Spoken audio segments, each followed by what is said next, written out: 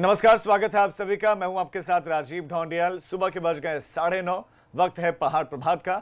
शुरुआत करते हैं बुलेटिन की। सबसे पहले पौड़ी से एक बड़ी खबर मिल रही है, वो आपको दे देते हैं। तेज रफ्तार कार खाई में जा गिरी है। पौड़ी से खबर मिल रही है, हादसे में ग्राम प्रधान और उनके साथी की मौत की सूचना इस वक्त मिल रही है। ये पौड़ी से बड़ी खबर मिल रही है। 2 लोग घायल भी बताया जा रहा है।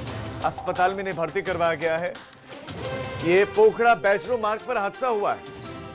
बहुत बड़ी खबर, पोखड़ा बैजरो मार्ग पर यह हादसा हुआ है और 2 लोग घायल भी हैं।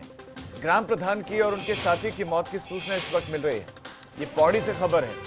तेज रफ्तार कार खाई में जा गिरी। आलोक हमारे संवाददाता इस खबर पर और ज्यादा जानकारी के साथ जुड़ गए हैं। आलोक, कहां पर एग्जैक्टली ये हादसा हुआ है, कितने लोग घायल हुए हैं और कितने हताहत हुए हैं? क्या सभी को अस्पताल ले जाया गया है नहीं, और हादसे के कारण क्या रहे? देखिए, बताना चाहूंगा कि पोखड़ा बैजरो जो मार्ग है उसी के बीच में ये सड़क हादसा हुआ है। ये सभी ये पोखड़ा ब्लॉक के निवासी थे और मटगल एक गांव है, वहां के ये सब निवासी थे। कार में कुल 4 लोग सवार थे, जिसमें से 2 लोगों की मौत हो गई है। इसमें एक ग्राम प्रधान भी बताया जा रहा है, जो मटगल का ग्राम प्रधान है, उसकी मौत हुई है। प्रीतम सिंह इसका नाम बताया जा रहा है। 45 वर्ष इसकी उम्र है और ये इस हादसे में इसकी मौत हो गई है। इसके साथ ही एक व्यक्ति और था, अनूप सिंह, इसकी भी मौत हुई है हादसे में। और जो 2 लोग घायल हैं, इन्हें कोटद्वार चिकित्सालय में भेजा गया उपचार के लिए। इनकी हालत हालांकि गंभीर बताई जा रही है। हादसे के कारणों की बात करूं तो अभी जो जानकारी हमें मिल पाई है वो ये मिल पाई है कि ये 4 लोग जो है ये पिकनिक मनाने के लिए ही एक ढाबे में निकले थे, जहाँ पे इन्होंने शायद शराब का सेवन भी किया और शराब के सेवन के कारण ही ये जो हादसा है ये भी बताया जा रहा है। जी आलोक, आपके इस तमाम जानकारी के लिए धन्यवाद। तो आलोक रावत हमारे संवाददाता जुड़े। देखिए, पहाड़ के युवाओं को कैसे शराब खोखला कर रही है, इसकी एक वानगी भर है। और इस तरह के हादसे शराब पीकर गाड़ी चलाने से होते रहे। और एक और चिंताजनक पहलू ये, एक पहलू है शराब का, दूसरा पहलू ये है कि अगर आप इस रोड की बात करें, पोखड़ा बैजरो ये रोड बताए जा रहे हैं, यहाँ से कोटद्वार कई किलोमीटर दूर है, यानी कि घंटों लगते हैं कोटद्वार आने में। ऐसे में कोई अच्छा अस्पताल भी नहीं, तो लोगों को कोटद्वार लाना पड़ा इलाज के लिए, यानी कि पहाड़ों में अच्छे अस्पताल भी नहीं है।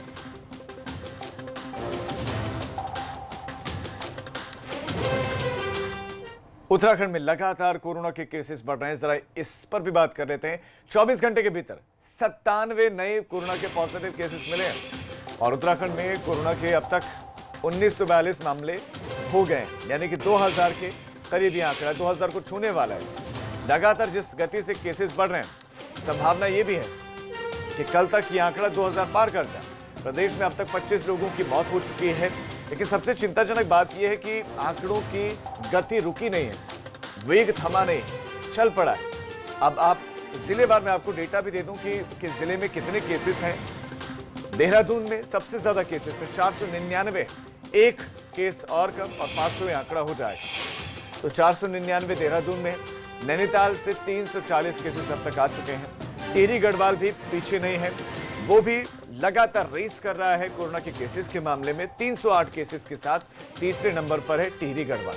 उसके बाद बारी आती है हरिद्वार की।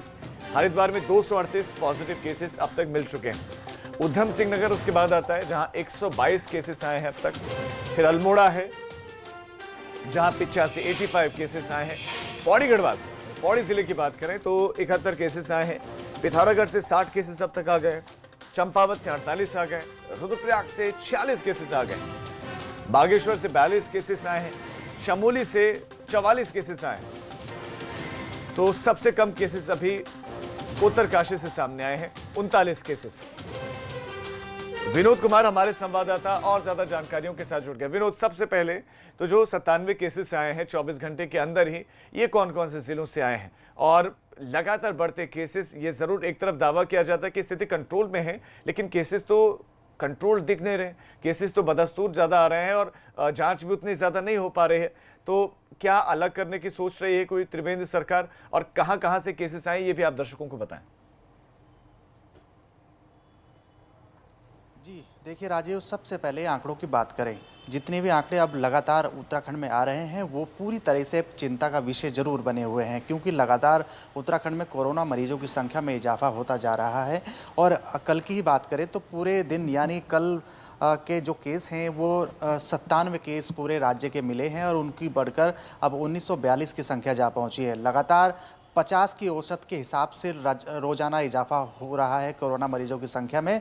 और एक तरफ जहां राज्य सरकार कोरोना कंट्रोल करने की बात कह रही है कि आखिरकार कोरोना की स्थिति को लेकर, कोरोना काल को लेकर राज्य में कंट्रोल की स्थिति है, लेकिन ऐसा नहीं दिख रहा है। दूसरी तरफ विपरीत दिशा यहां पर देखी जा रही है, क्योंकि लगातार कोरोना मरीजों की संख्या में इजाफा होता जा रहा है। 97 केस जो कल आए हैं, जिसमें हरिद्वार के सबसे ज़्यादा केस 27 केस हैं। तमाम पिथौरागढ़ है, उधम सिंह नगर है, हरिद्वार है, देहरादून है, तो उत्तरकाशी है। तमाम ऐसा कोई जनपद अब नहीं रहा है राज्य का, ऐसा कोई भी जिला नहीं छूटा है जहां से केसेस ना आ रहे हो। कोरोना काल की वजह से। विनोद, अब ये जो पॉजिटिव केसेस आ रहे हैं, इन पॉजिटिव केसेस में सबसे चिंताजनक बात आपको क्या लग रही है? क्या चिंताजनक बात ये है कि ये प्रवासी हैं या ये सब स्थानीय लोग हैं? चिंताजनक फैक्टर क्या दिख रहा है इन केसेस में?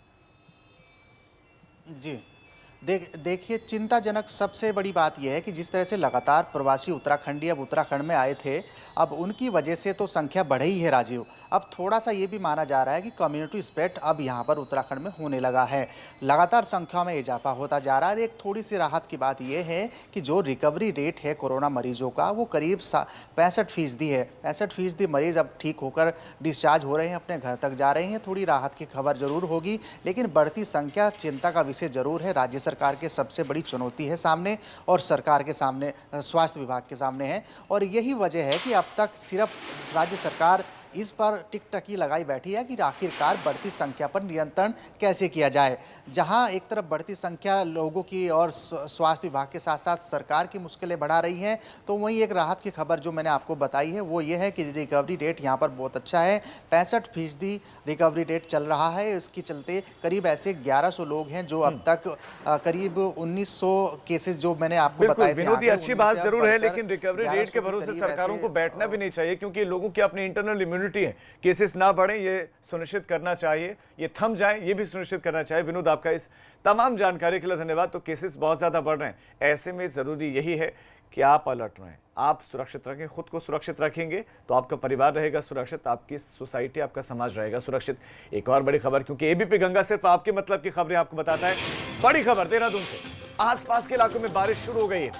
24 आज से और 25 जून तक प्रदेश में बारिश के आसार हैं। आज से 25 जून तक बारिश के आसार बताए जा रहे हैं। देहरादून, पिथौरागढ़, टिहरी में अलर्ट जारी किया गया। रवि कैंतुर हमारे संवाददाता और ज्यादा अपडेट्स देंगे। रवि, आप बताइए, क्या चेतावनी जारी की गई है, किन किन जिलों के लिए चेतावनी, और क्या कुछ रह सकता है? जी देखिए राजीव, जिस तरह लगातार जो मानसून आने वाला है उसका जो प्री शावर हम कह सकते हैं कि लगातार प्रदेश में बारिश हो रही है, लेकिन आज से लेकर और 25 जून तक लगातार जो ये पूरा एक हफ्ते से ज्यादा का समय है उसमें पूरे प्रदेश में बारिश बताई गई है कि लगातार इस तरीके की बारिश रहेगी।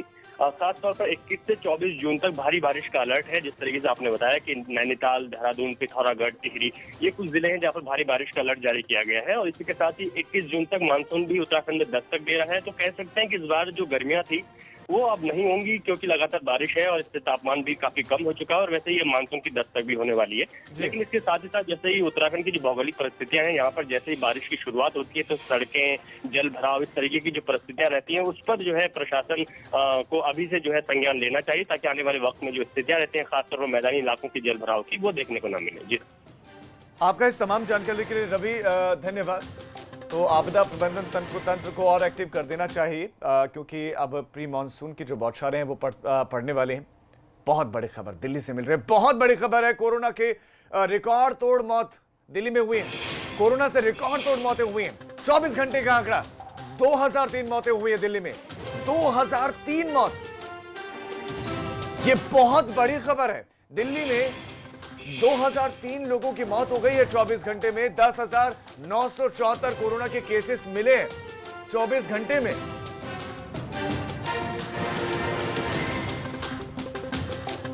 ये बहुत बड़ी खबर मिल रही है। दरअसल दिल्ली में नहीं बल्कि पूरे देश का ये आंकड़ा है। 2003 मौतें हुई हैं अविनाश तिवारी हमारे संवाददाता और ज्यादा अपडेट्स के साथ जुड़ गए। अविनाश, 2003 पूरे देश में मौत, चिंताजनक बात। अपडेट्स दीजिए, जानकारी दीजिए कि आज का डेटा क्या कह रहे हैं। जी बिल्कुल, अगर बात करें राजीव तो अब तक की ये सबसे बड़ी जो संख्या है मौतों की वो आई है, क्योंकि अगर अब तक बात करें तो लगभग 300-400 संख्या रोज पहुंच रही थी 24 घंटे में, लेकिन पिछले 24 घंटे में सबसे ज्यादा मौतें हुई है। 2003 ये मौतें आई है, जो कि अपने आप में एक रिकॉर्ड है। हालांकि सरकार की तरफ से कहना है कि जो पहले मौत हुई थी, जिनके बारे में ये पता लगाया जा रहा था कि वो कोरोना से मरे या नहीं, उनमें कई सारे अपडेट है। अगर दिल्ली की बात करें तो दिल्ली में कल जिस प्रकार से 90 मौतें हुई, लेकिन 477 मौतें दिखाई गई, क्योंकि और पिछली जो बैक डेट में मौतें हुई थी वो भी कोरोना से हुई थी। कल उसको अपडेट किया गया है, तो जाहिर तौर से बात है इसी वजह से और ज्यादा संख्या बढ़ गया। लेकिन पिछले 24 घंटे में अगर नजर दौड़ाएं तो वाकई में ये चिंताजनक हालात है कि 2003 लोगों की मौत हो गई, जबकि 10,000 से ऊपर नए केस आए, यानी कि 10,974 नए केसेस आए हैं। ये भी अपने आप में चिंताजनक है, क्योंकि लगातार जो ट्रेंड है, जो लगातार संक्रमण की संख्या है, वो भारत में पिछले 15-20 दिनों से अगर हम बात करें तो 10,000 के ऊपर पहुंच रही है, और ये वाकई में चिंताजनक है। और इसी को लेकर प्रधानमंत्री नरेंद्र मोदी भी अब चिंतित हो गए हैं,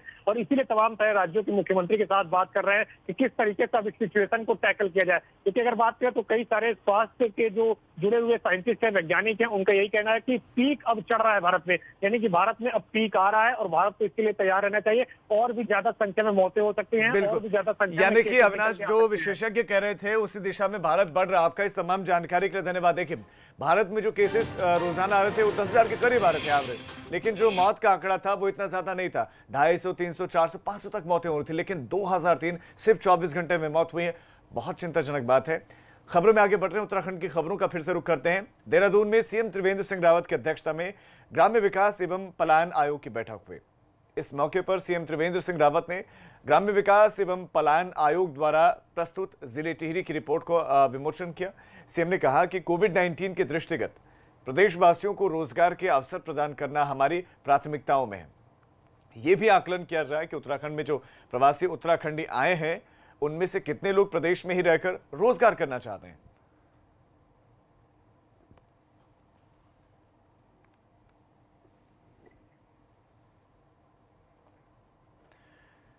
हरिद्वार में यूथ कांग्रेस कार्यकर्ताओं ने हरिद्वार सांसद और केंद्रीय मंत्री डॉक्टर रमेश पोखरियाल निशंक को गली गली ढूंढा और जगह जगह उनके लापता होने के पोस्टर्स लगाए गए।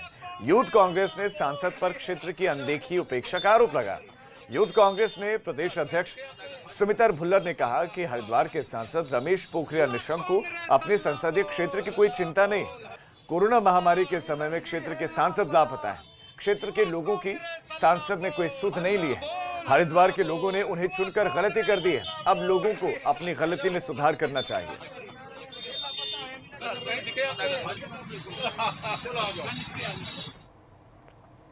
हरिद्वार के बहादुराबाद थाने में स्थित जया मैक्सवेल हॉस्पिटल में नवजात शिशु की मौत के बाद परिजनों ने जमकर हंगामा किया। ग्रामीणों ने अस्पताल प्रबंधन पर लापरवाही का आरोप लगाया। मौके पर पहुंची पुलिस ने कई लोगों को हिरासत में लिया।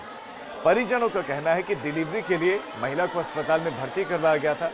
अस्पताल के डॉक्टर गर्भवती महिला का इलाज करने के लिए नहीं पहुंचे और अस्पताल की नर्सेस ने ही महिला का इलाज किया। परिवार ने बार बार रिक्वेस्ट किया, आग्रह किया, लेकिन फिर भी डॉक्टर अस्पताल इलाज करने के लिए नहीं पहुंचे। वहीं परिजनों की तहरीर पर पुलिस ने मुकदमा दर्ज कर लिया है और जांच शुरू कर दी है।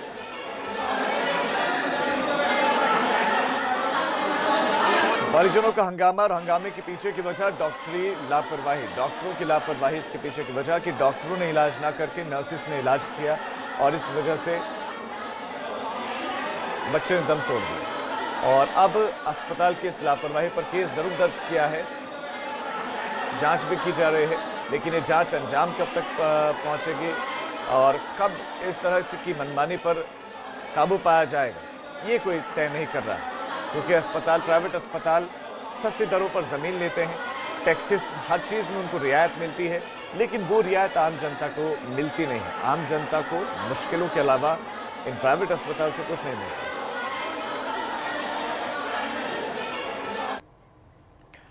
खबर अब मसूरी से, जहां पर कोरोना महामारी के चलते प्रशासन शहर में आने वाले हर एक व्यक्ति पर नजर रख रहा है। यही वजह है कि एसडीएम प्रेमलाल ने इससे संबंधित अधिकारियों को निर्देश दिए हैं। मसूरी में आने वाले हर व्यक्ति को मसूरी यूथ हॉस्टल में स्वास्थ्य परीक्षण कराना होगा। इसके साथ ही अगर कोई रेड जोन से आ रहा है तो उसे 7 दिन तक के लिए इंस्टीट्यूशनल क्वारंटीन किया जाएगा। साथ ही अन्य लोगों को अपने घरों में 14 दिनों के लिए होम क्वारंटीन रहना पड़ेगा। एसडीएम प्रेमलाल ने बताया कि मसूरी इस वक्त कोरोना संक्रमण से पूरी तरह से मुक्त है, लेकिन अनलॉक 1 के बाद अन्य राज्यों से भी बड़ी संख्या में लोग मसूरी आ रहे हैं, जिससे कोरोना संक्रमण फैलने का खतरा हो सकता है। मसूरी में 4 पर्यटकों को गिरफ्तार किया गया है। ये सूचना मिल रही है कोविड-19 के नियमों का उल्लंघन करने पर ये गिरफ्तारियां हुई हैं। दिल्ली से मसूरी ये लोग घूमने के लिए आए थे और नशे की हालत में वाहन में ये सभी युवक मिले हैं। धारा 269, 188 और 51 के तहत केस दर्ज किए गए।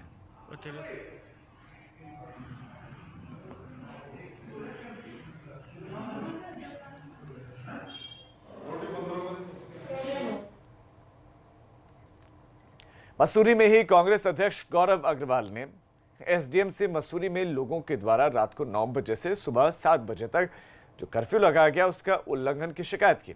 शहर अध्यक्ष ने ये बातें कही। उन्होंने कहा कि अनलॉक 1 के तहत रात 9 बजे से सुबह 7 बजे तक कर्फ्यू लगाया गया है, जिसका लोग खुलेआम उल्लंघन कर रहे हैं।